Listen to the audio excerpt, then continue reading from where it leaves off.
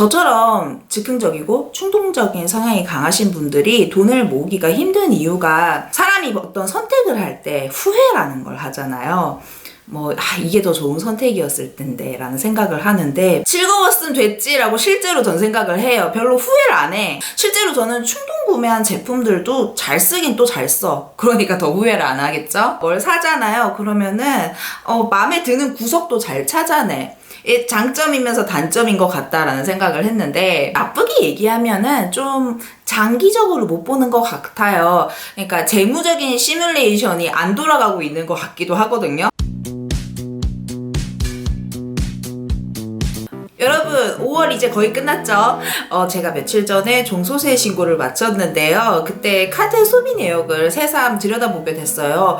근데 저 먹는데 왜 이렇게 돈을 많이 썼죠? 제가 진짜 배달의 민족이더라고요. 사실 옷을 막 특별하게 많이 사는 편도 아니고 취미가 특별하게 있는 것도 아니면서 사람을 많이 만나지도 않아요. 집에서 조용히 일만 하면서 지내는데 왜 이렇게 돈이 안 모이나 싶었더니 먹는데 돈을 너무 많이 쓰고 있더라고요. 사실은 이걸 모르는 건 아니었겠죠? 내심 알고 있었겠죠. 아침에 일어나가지고 배달 어플 켜서 쓱 보는 게 이게 습관이 되어 있기 때문에 고치기가 굉장히 힘들었던 거거든요. 여튼 이러다가는 거짓골을 못 면할 것 같아가지고 제가 델님이라는 그 금융 유튜버 분이 계신데요. 그분이 쓴 책을 한번 읽어보게 되었습니다. 제목은 머니 챌린지고요.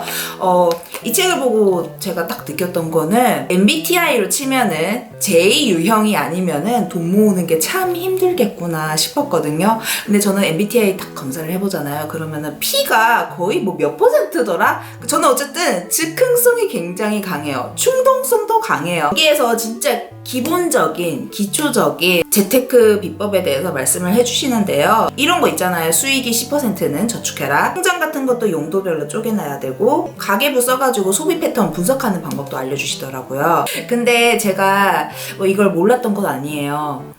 다만 저는 MBTI P이기 때문에 재테크로 이렇게 싹 들어가려고 하는데 정말 계기가 될 수 있는 그런 습관, 그런 테크닉 이런 게 필요한 거거든요. 델님도 이런 걸 아셨던 걸까요? 저 같은 MBTI P에게 적용이 가능한 방법도 알려주시더라고요. 많지는 않아요. 근데 몇 가지가 있어요. 그래서 그 부분에 대해서 저처럼 MBTI P 성향이 강하신 분들, 굳이 따지자면 즉흥성과 충동성이 강하신 분들을 위해서 소개를 시켜드리도록 하겠습니다. 이거 괜찮더라고요. 한번 들어와 보시죠.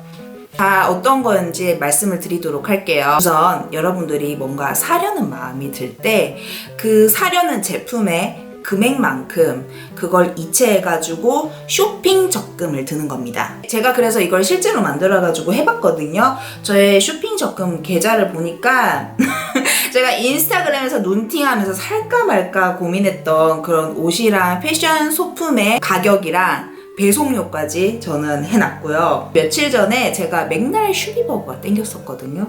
꼭 참고 그래서 그거를 또 세트 가격이랑 배달료랑 이렇게 해가지고 이체해놨어요. 또 제가 근 며칠간 이체한 돈이 7만원 좀 넘었거든요. 무지성으로 그냥 땡긴다고 막 시켜먹고 막 주문하고 이랬으면은 7만원이 그냥 눈 녹듯 사라졌다는 거죠. 저처럼 즉흥적이고 충동적인 성향이 강하신 분들이 돈을 모으기가 힘든 이유가 사람이 어떤 선택을 할 때 후회라는 걸 하잖아요.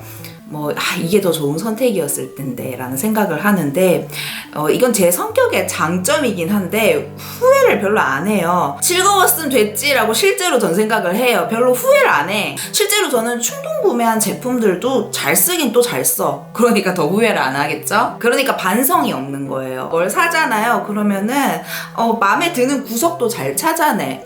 장점이면서 단점인 것 같다라는 생각을 했는데 나쁘게 얘기하면은 좀 장기적으로 못 보는 것 같아요. 그러니까 재무적인 시뮬레이션이 안 돌아가고 있는 것 같기도 하거든요. 근데 제가 쇼핑 적금을 해보면서 제가 사고 싶었던 그 물품의 가격을 이체를 하면서 뭔가 산셈 치니까 좀 즐겁기도 했고요. 사실은 어떻게 보면은 이게 제 인내심의 수치가 가격화돼가지고 차곡차곡 쌓이는 거잖아요.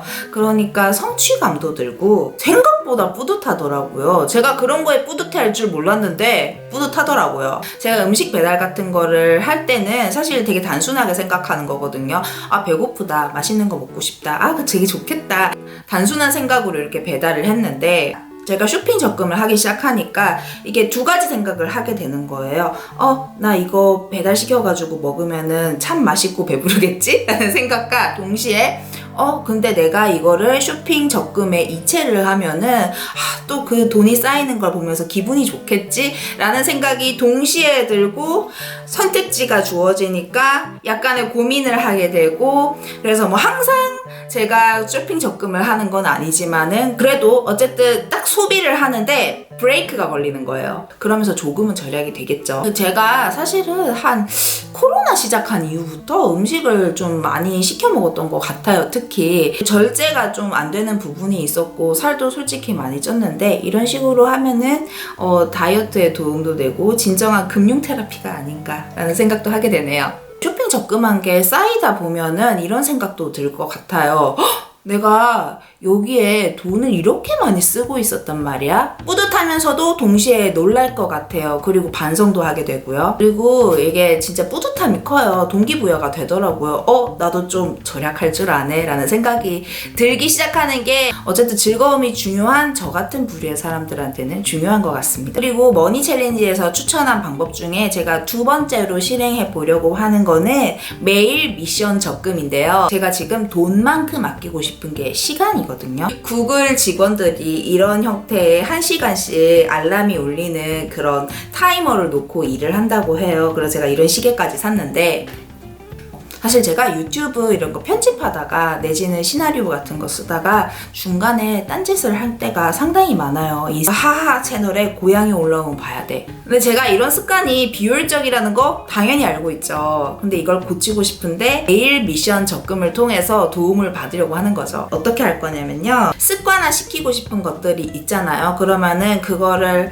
한 번씩 해낼 때마다 소정의 돈을 이체하는 거예요. 저 같은 경우에는 1시간 동안 집중해서 일을 했다라고 하면은 그 1,000원 정도를 이체할 생각이에요. 제가 집중한 시간이 쌓이면 쌓일수록 그 돈들도 쌓이겠죠. 이런 식으로 습관화 시키고 싶은 것들을 한번 해낼 때마다 소정의 돈을 이체하는 것을 버릇하면 그 돈이 쌓이는 걸 볼 때마다 내 습관이 바뀌고 있구나 라는 게 수치화로 보인다는 게 정말 좋은 것 같더라고요. 제가 그래서 한 6월 말쯤 돼가지고 이 부분들을 나중에 한번 보여드리면 어떨까, 뭐 유튜브 영상이든 제 인스타그램을 통해서든 보여드리려고 하고요. 이 머니 챌린지 이 책의 저자인 델님이 시중에 4개 은행에서 일을 하신 경험이 있다고 하세요. 그래서 이런 쇼핑 적금이나 뭐 매일 미션 적금 같은 걸 할 때, 그러니까 매일마다 이체가 오고 갈 거 아니에요. 그럴 때 좀 적합한 상품이 어떤 게 있다라는 부분도 말씀을 해주시고, 뭐 되게 디테일한 부분까지 조언을 해주세요. 저처럼 좀 재테크의 지읒도 잘 그 상식이 없는 분들한테는 정말 도움이 될 만한 책이고요. 지금 온오프라인 서점에서 사실 수 있으니까 확인해 보시고 참고해 보시길 바라겠습니다. 여튼 우리 보스분들도 부자 되시고요. 그리고 지금까지 저는 미니플이었습니다.